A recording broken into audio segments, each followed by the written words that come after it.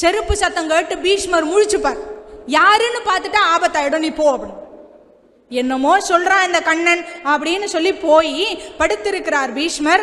அவருடைய காலை தொட்டு வணங்குகிறார். தொட்டு வணங்கும் பொழுது அவருக்கு தெரிந்தது வந்தது ஏதோ ஒரு பெண், அவ்வளவுதான். அவருக்கு வந்தது திரௌபதின்னு தெரியாது. வந்தது ஏதோ ஒரு இருட்டில் தெரியல திரௌபதின்னு, வந்தது ஏதோ ஒரு பெண், அவ்வளவுதான்.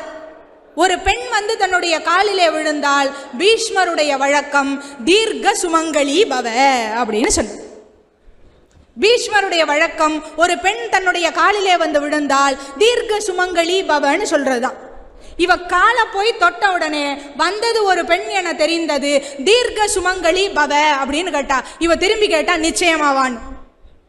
திரௌபதி கேட்டா நிச்சயமாவான். அப்பதான் பக்கத்துல இருந்த தீப்பந்தத்தை எடுத்து யாருன்னு பார்த்தா திரௌபதி.